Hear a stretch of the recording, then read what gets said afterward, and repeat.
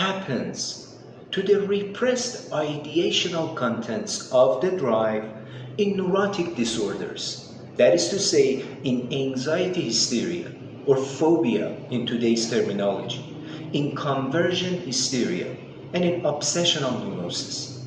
What happens to the repressed psychical representatives of such neurotic disorders? Well, this is part 2 of a video lecture series about repression and forgetfulness in psychoanalysis. In the course of my talk, in this video, I'm going to talk about this question in detail.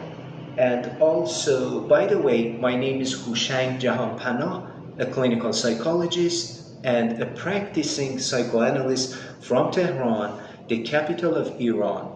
And my English YouTube channel, this channel name or title is Hooshang.Jahanpanah-Psychoanalyst. All right, let's get started. What happens to the repressed ideational contents of the drive in neurotic disorders? I'm talking about the aftermath of repression. Given that the repression process in different psychological disorders is completely different, I would prefer to start from anxiety hysteria or phobia. But prior to that, I just want to mention one point which could be considered as a general issue or point, and that would be the determined fate of psychical representatives. The fate which is determined or which is reserved for each psychical representative, for, let's say, each ideational content of the drive, it is quite distinct and it is highly individual. So each person, the aftermath of repression in each individual is different compared to other people. So every single psychical representative is going to be emerged differently in different people. And according to some items, according to some factors, such as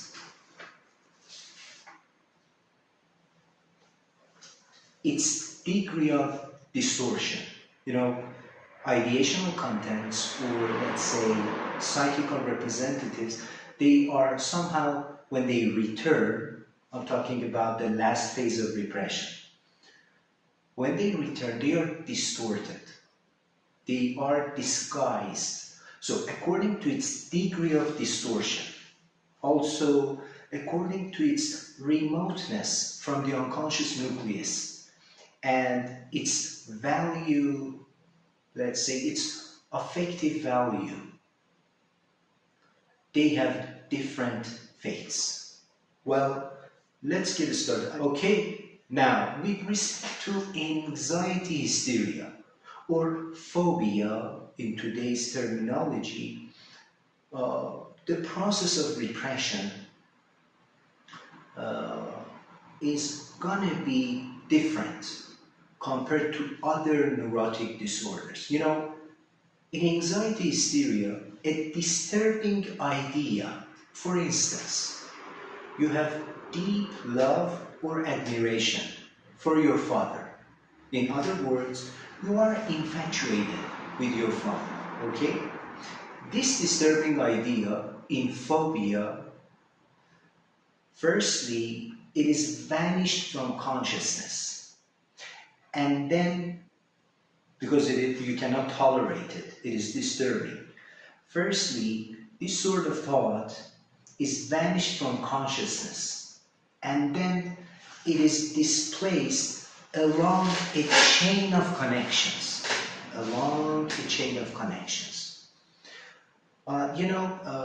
Speaking of a chain of connections, for example, I'm gonna mention a word such as books, and you're hearing this word. Books, when you hear the word books, maybe an image pops up in your mind, or maybe it brings up another word, and then that new word brings up another one, and then another image, another person, I don't know, another place. So this is the chain of connections.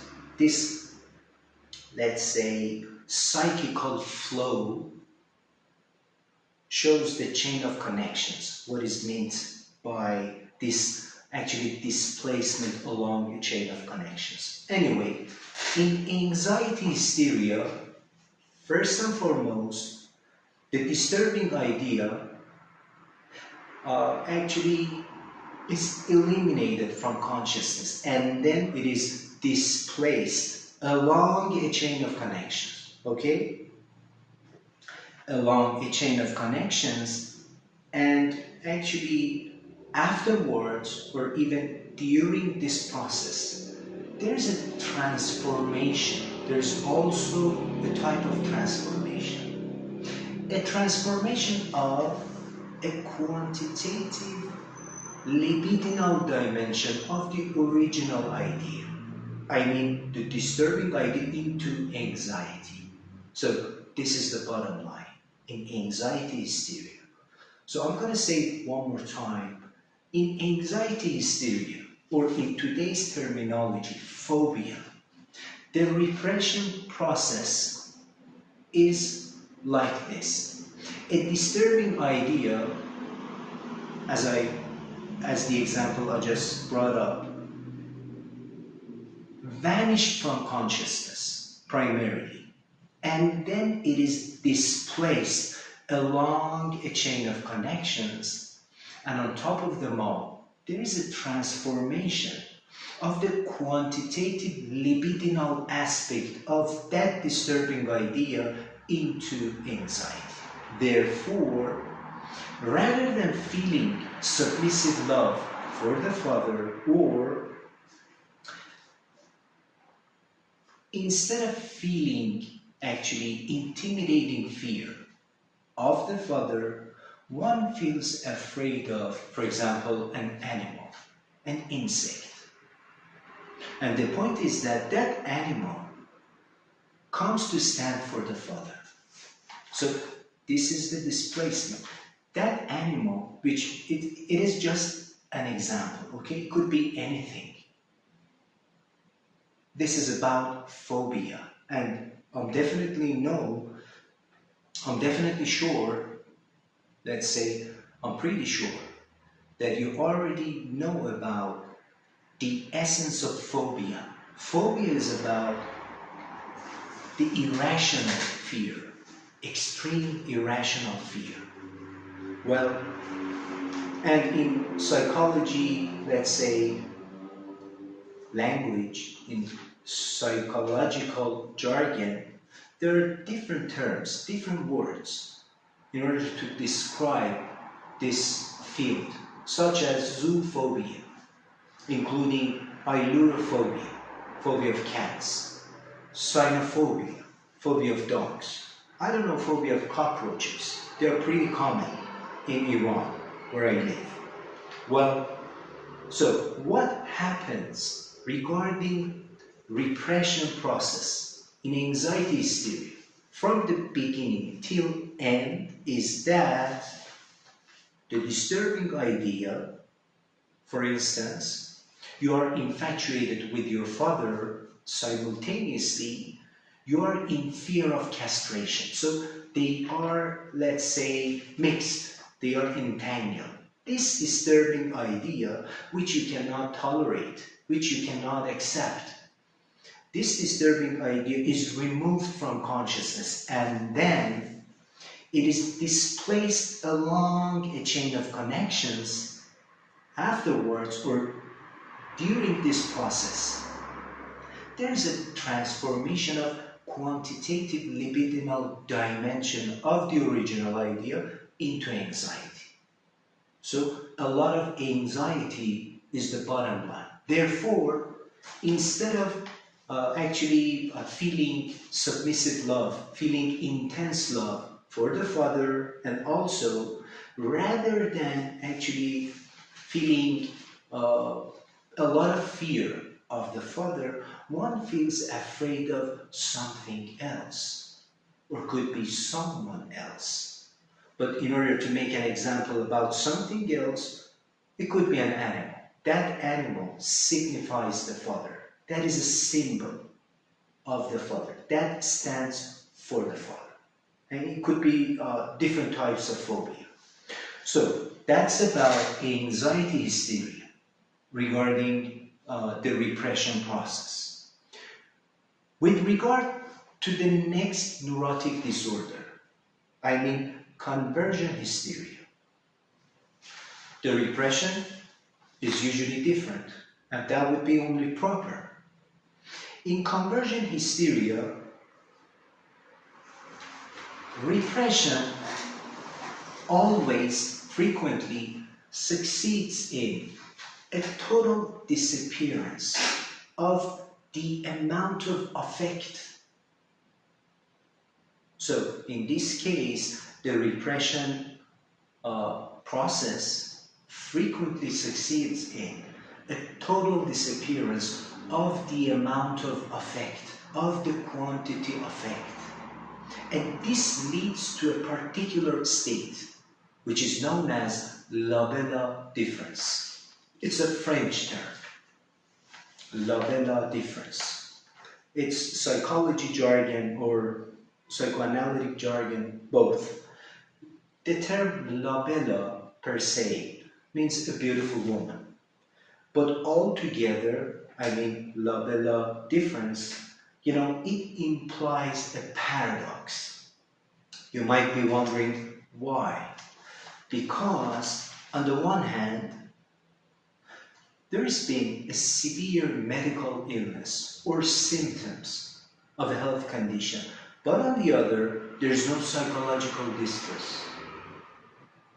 In other words, despite having a serious, medical symptoms, despite having a serious psychological, let's say, symptoms, there is no psychological distress. To put it simply, I can say labella difference means the hysteric is indifferent to their symptoms altogether. Despite having them, severe ones, they are indifferent to their symptoms. This is the aftermath of repression in conversion hysteria. Well, in conversion hysteria, the disturbing idea, the idea which you cannot tolerate, the idea, or let's say, yes, the idea, I don't know, the thought, images, whatever, which is against your ideals, which is against your ego, which you cannot accept, which is somehow not acceptable for your superego dictates. What I mean by disturbing idea is that in conversion hysteria, the disturbing idea is the same as always, is rejected, is removed from consciousness. And the point is that no wonder it is called conversion, the meaning of the term conversion. That disturbing idea, after being removed from consciousness, it is replaced by an overstrong innervation of a sensory function or motor function. It could be both. Innervation. The meaning of innervation is the distribution of nerves to body organs. The distribution of nerves to body organs. This means innervation. Overstrong innervation of a sensory function or a motor function. And this in turn leads to actually an extreme excitation and inhibition of such functions, sensory and motor functions. So this is what occurs in conversion hysteria. I'm going to say it all over again. I'm going to say it all over again in order to make sure that it doesn't look that vague. I just want to try to demystify a bit more this term, conversion hysteria. Firstly, in conversion hysteria, the repression phenomenon frequently results in complete removal of the quantity or of the amount of affect. And this brings about a particular state which is called as labella difference. And it's a paradoxical state, having serious symptoms but no psychological distress. Okay? Apart from that, a disturbing idea is primarily eliminated from consciousness. It is rejected, forced out, and then this is what must be taken into account in this case, in conversion.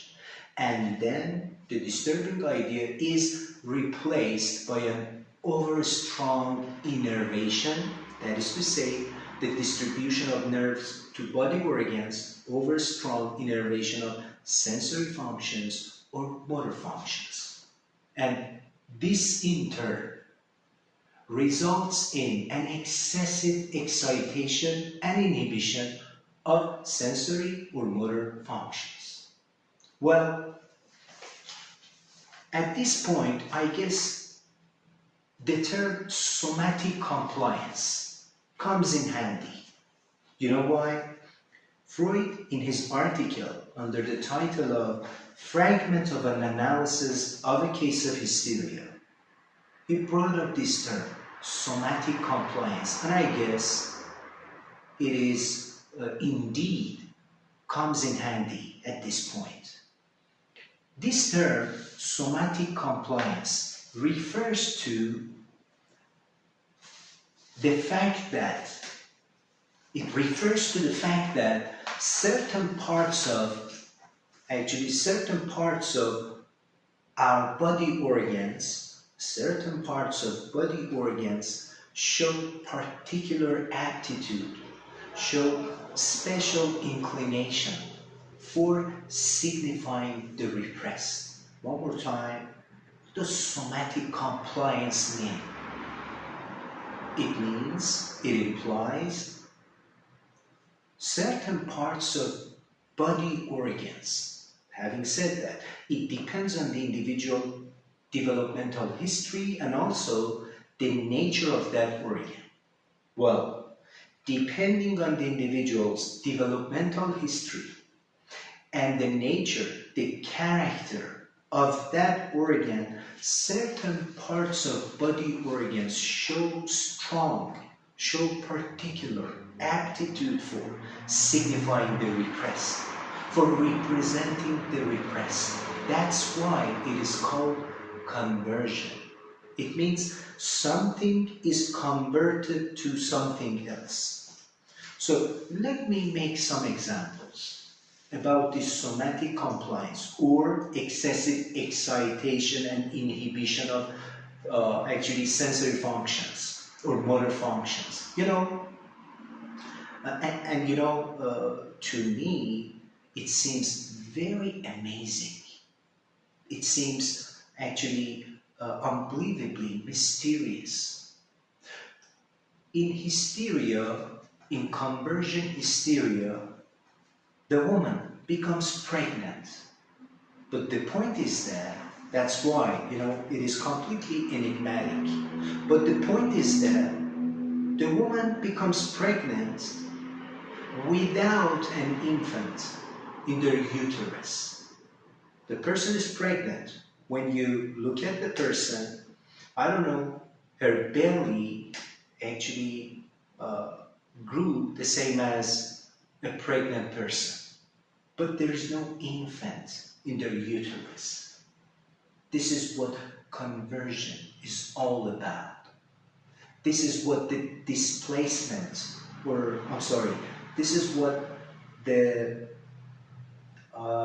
replacement of the disturbing idea by overstrong excitation and inhibition of sensory motor functions. This is called conversion. The person is pregnant, but there is no infant in her uterus. She didn't have any intercourse, but she looks completely as a pregnant woman. Or another example, the hysteric in conversion hysteria, the hysteric becomes blind, totally blind.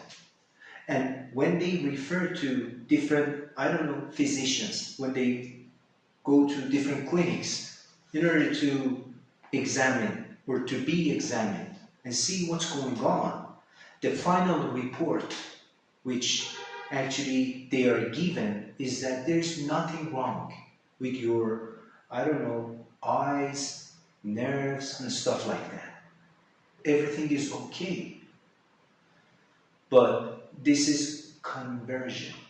The disturbing idea is replaced by something else.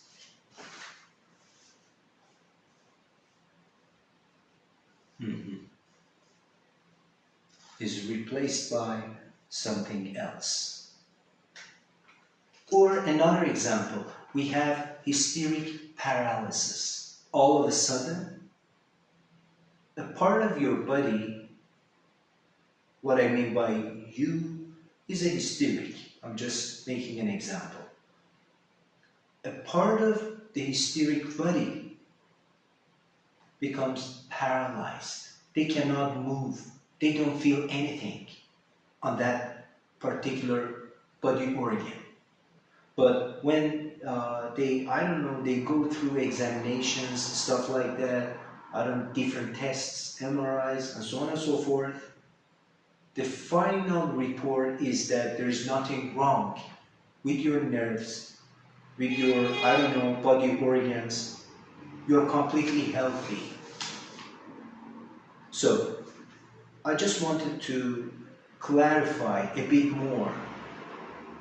I just wanted to actually elaborate a bit more on this topic, somatic compliance. What is meant by somatic compliance? It means sub-body organs is signifying the repressed. They represent the repressed material.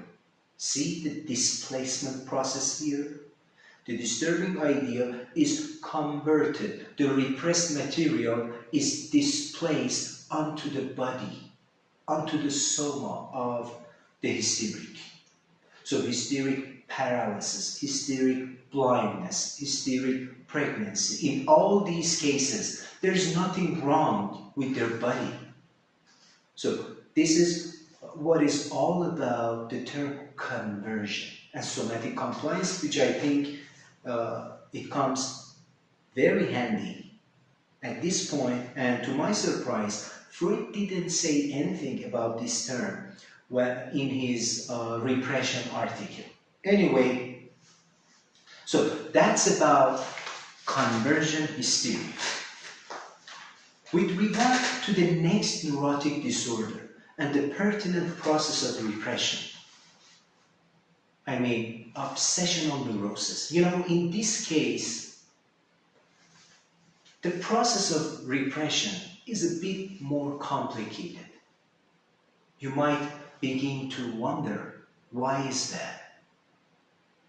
Because prior to any repression, prior to anything, firstly, there's been a regression, R-E-G. So in obsessional neurosis, prior to any repression, there has been a regression. And this regression transforms an affectionate desire, that is to say, the edible love. The regression transforms the edible love to a hostile trend. This is what we have primarily, to a hostile trend. which is pertinent to anal hostility, anal sadism.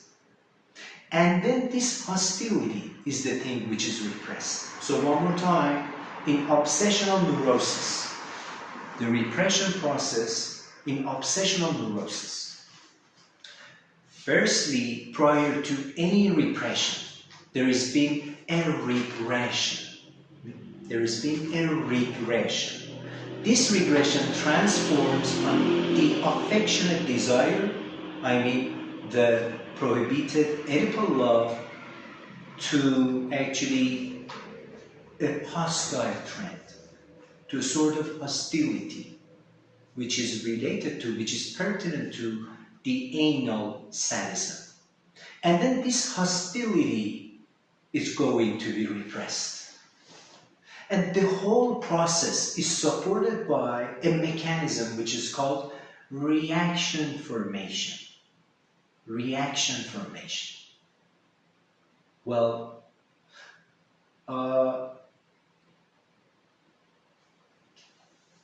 therefore,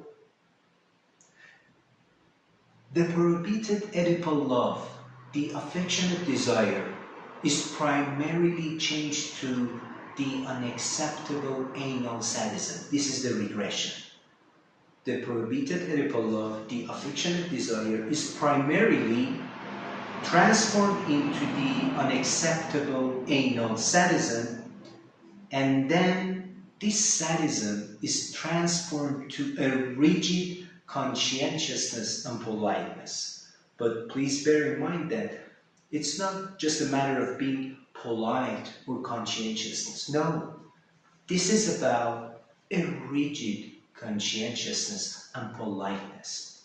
So firstly, in obsessional neurosis, the prohibited Oedipal love is transformed and changed to unacceptable anal sadism, and then this sadism. So the first part is the regression part.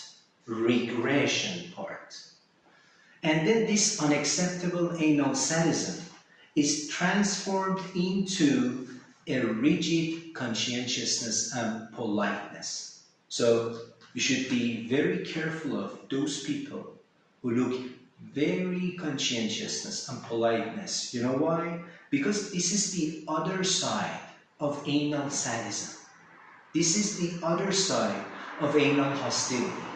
So they are two sides of the same coin. So that's about repression process in obsessional neurosis. Or generally speaking, I just talked about neurotic disorders. Repression process in anxiety, hysteria, or phobia, in convergent hysteria, and in obsessional neurosis. Well, that's it for today. But before saying goodbye to you, I would like to wrap up my talk with notifying you about the next week video lecture topic as well. I mean, the same video series with the same topic, repression and forgetfulness in psychoanalysis, but it'll be part 3.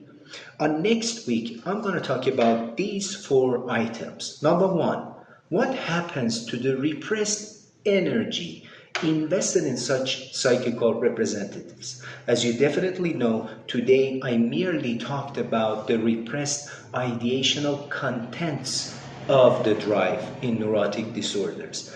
But this item is related to the repressed energy of such ideational contents. Number 2, is there such a thing as phylogenetic repression?